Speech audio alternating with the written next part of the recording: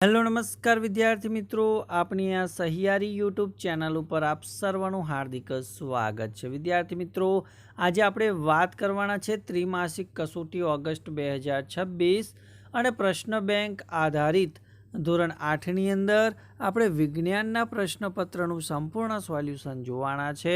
તો આ વિડીયોને અંત સુધી જોવાનું ભૂલતા નહીં। ચેનલ ઉપર પ્રથમ વખત આવેલા હો તો ચેનલને સબસ્ક્રાઈબ કરી બાજુમાં આપેલ બેલને પ્રેસ કરી દેજો, જેથી આવનાર તમામે તમામ નવા વિડીયોની નોટિફિકેશન સૌપ્રથમ તમારા સુધી પહોંચતી રહે। તો વાત કરીશું પ્રશ્ન નંબર 1 કે નીચેના પ્રશ્નોના ઉત્તર આપેલા વિકલ્પોમાંથી સાચો વિકલ્પ પસંદ કરીને લખવાના છે। પહેલો પ્રશ્ન છે કે જમીન ખેડવાની પ્રક્રિયાને શું કહેવામાં આવે છે? તો જવાબ આવશે ખેડાણ। બીજો પ્રશ્ન છે કે નીચેનામાંથી કયો ખરીફ પાક છે? તો જવાબ આવશે ડાંગર। ત્રીજું છે કે દહીં બનાવવામાં કયા સૂક્ષ્મ જીવોનો ઉપયોગ થાય છે? તો જવાબ આવશે લેક્ટોબેસિલસ। ચોથો પ્રશ્ન છે કે બ્રેડ અને કેક બનાવવામાં મુખ્યત્વે કયા સૂક્ષ્મ જીવોનો ઉપયોગ થાય છે? તો જવાબ આવશે ઈસ્ટનો ઉપયોગ થાય છે। પાંચમો પ્રશ્ન કે રાઇઝોબિયમ બેક્ટેરિયા કયા તત્વની જમીનમાં ઉપલબ્ધતા વધારે છે? તો જવાબ આવશે નાઇટ્રોજન। ત્યારબાદ પ્રશ્ન નંબર 1 કે કૌંસમાંથી યોગ્ય વિકલ્પ પસંદ કરી આપણે જવાબ લખવાના છે। એમાં પહેલો પ્રશ્ન છે કે પાકને પાણી આપવાની પ્રક્રિયાને ખાલી જગ્યા કહે છે? તો જવાબ આવશે સિંચાઈ। બીજું છે કે ખેતરમાં અનિચ્છનીય છોડને ખાલી જગ્યા કહેવામાં આવે છે? તો જવાબ આવશે નિંદણ।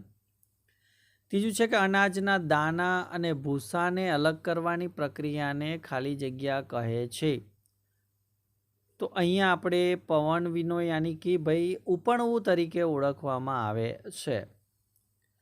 ચોથું છે કે દૂધને ચોક્કસ તાપમાને ગરમ કરીને ઝડપથી ઠંડુ કરવાની પ્રક્રિયાને શું કહેવામાં આવે છે? તો એને પાશ્ચ્યુરાઇઝેશન તરીકે ઓળખવામાં આવે છે। પાંચમું છે કે વાયરસનું પ્રજનન માત્ર ખાલી જગ્યા કોષોની અંદર જ થઈ શકે? તો જવાબ આવશે જીવંત કોષોની અંદર જ થઈ શકે છે। પ્રશ્ન 2 કે નીચેના વિધાનો ખરા છે કે ખોટા તે જણાવો। પહેલું વિધાન કે ઘઉં એ રવિ પાક છે? તો વિધાન સાચું છે। બીજું વિધાન કે ખાતર હંમેશા રાસાયણિક જ હોય છે? તો આ વિધાન ખોટું છે। ત્રીજું વિધાન કે સૂક્ષ્મ જીવોમાં બેક્ટેરિયા, ફૂગ અને પ્રજીવનો સમાવેશ થાય છે? તો આ વિધાન ખરું છે। ચોથું વિધાન કે તમામ સૂક્ષ્મ જીવો મનુષ્ય માટે હાનિકારક હોય છે? તો વિધાન ખોટું છે। પાંચમું કે નાઇટ્રોજન ચક્રમાં રાઇઝોબિયમ મહત્વની ભૂમિકા ભજવે છે? તો એ વિધાન સાચું છે। ત્યારબાદ પ્રશ્ન નંબર 2 કે નીચેના પ્રશ્નોના 1-2 વાક્યમાં ઉત્તર લખો। પહેલું છે ભાઈ પાક એટલે શું? તો ખેતરમાં મોટા પાયે ઉગાડવામાં આવતા છોડને પાક કહે છે, જેમ કે ઘઉં, ચોખા, મકાઈ વગેરે। બીજું કે સિંચાઈ શા માટે જરૂરી છે?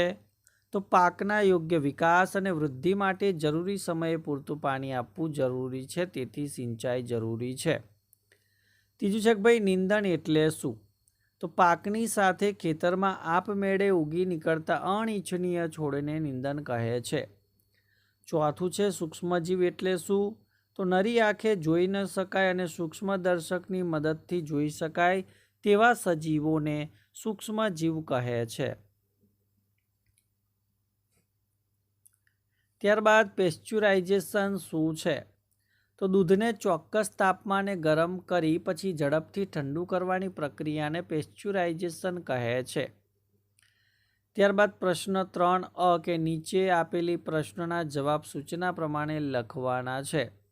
જેમ કે ભાઈ પહેલો પ્રશ્ન છે ખેડાણ કરવાથી જમીનને થતા ફાયદા। તો ખેડાણ કરવાથી જમીન પોચી અને નરમ બને છે।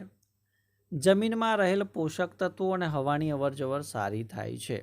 બીજો પ્રશ્ન કુદરતી ખાતર અને રાસાયણિક ખાતર વચ્ચે તફાવત આપવાનો છે। તો કુદરતી ખાતરની વાત કરીએ તો કુદરતી પદાર્થોમાંથી બને છે અને તે જમીનની ફળદ્રુપતા વધારે છે અને જમીનની રચના પણ સુધારે છે। જ્યારે રાસાયણિક ખાતરની વાત કરીએ તો રાસાયણિક પ્રક્રિયા દ્વારા બનાવવામાં આવે છે અને ચોક્કસ પોષક તત્વો ઝડપથી પૂરા પાડે છે। પ્રશ્ન 3 છે કે ભાઈ સૂક્ષ્મજીવોના કોઈ પણ બે ઉપયોગ જણાવો. તો દહીં બનાવવામાં લેક્ટોબેસિલસ બેક્ટેરિયાનો ઉપયોગ થાય. બ્રેડ અને કેક બનાવવામાં ઈસ્ટનો ઉપયોગ થાય છે. ચોથું કે સૂક્ષ્મજીવોના કારણે થતા કોઈ પણ બે નુકસાન. તો કેટલાક સૂક્ષ્મજીવો મનુષ્યમાં રોગ ફેલાવે અને કેટલાક સૂક્ષ્મજીવો ખોરાકને બગાડે છે અને તેને ખાવા લાયક રહેવા દેતા નથી. પ્રશ્ન 4 કે નીચે આપેલા પ્રશ્નના જવાબ સૂચના મુજબ લખવાના છે. પહેલો પ્રશ્ન કે પાકના ઉત્પાદનની મુખ્ય પ્રક્રિયાઓ ક્રમમાં સમજાવો. તો પાકના ઉત્પાદનની મુખ્ય પ્રક્રિયાઓ નીચે મુજબ છે કે ભાઈ જમીન તૈયાર કરવી એટલે કે જમીનને ખેડીને અને સમતલ કરીને વાવણી માટે તૈયાર કરવામાં આવે. બીજું છે વાવણી એટલે કે યોગ્ય ગુણવત્તાવાળા બીજની પસંદગી કરીને યોગ્ય અંતરે જમીનમાં વાવવામાં આવે છે. ત્યારબાદ ખાતરનો ઉપયોગ. તો પાકના સારા વિકાસ માટે જમીનમાં જરૂરી પોષક તત્વો પૂરા પાડવા માટે ખાતરનો ઉપયોગ કરવામાં આવે. ત્યારબાદ સિંચાઈ. તો પાકને સમયાંતરે જરૂરી પ્રમાણમાં પાણી આપવામાં આવે છે. નિંદણ દૂર કરવું એટલે કે ખેતરમાં ઉગેલા અનિચ્છનીય છોડને દૂર કરવામાં આવે. લણણી અને સંગ્રહ. તો પાક તૈયાર થયા પછી તેની લણણી કરી અનાજને યોગ્ય રીતે સૂકવીને સંગ્રહ કરવામાં આવે છે. બીજો પ્રશ્ન કે સૂક્ષ્મજીવો ખોરાકની બનાવટ અને સંરક્ષણમાં કેવી રીતે ઉપયોગી થાય છે, ઉદાહરણ સાથે સમજાવવાનું છે. તો સૂક્ષ્મજીવોનો ઉપયોગ વિવિધ ખાદ્ય પદાર્થોની બનાવટ અને સંરક્ષણ માટે થાય છે. જેમ કે દહીં બનાવવામાં લેક્ટોબેસિલસ બેક્ટેરિયાનો ઉપયોગ થાય છે. બ્રેડ અને કેક બનાવવામાં ઈસ્ટનો ઉપયોગ થાય છે. ઈસ્ટ આથો લાવીને કણકને ફૂલાવવામાં મદદ કરે છે. ખોરાકને લાંબા સમય સુધી સાચવવા માટે મીઠું, ખાંડ અને તેલ જેવા પદાર્થોનો ઉપયોગ કરીને સૂક્ષ્મજીવોની વૃદ્ધિ અટકાવવામાં આવે છે. દૂધને પેસ્ચ્યુરાઇઝેશન દ્વારા ગરમ કરીને અને ઝડપથી ઠંડુ કરીને તેમાં રહેલા હાનિકારક સૂક્ષ્મજીવોનો નાશ કરવામાં આવે છે. પ્રશ્ન 5 નીચે આપેલા પ્રશ્નોના આપણે સૂચના મુજબ ઉત્તર લખવાના છે. પહેલો પ્રશ્ન કે પાકના સંગ્રહ માટે ખેડૂતો દ્વારા લેવામાં આવતી સાવચેતીઓ. તો પાકના સંગ્રહ માટે ખેડૂતો દ્વારા લેવામાં આવતી સાવચેતીમાં પાકને સંગ્રહ કરવા પહેલાં અનાજને સારી રીતે સૂકવવામાં આવે,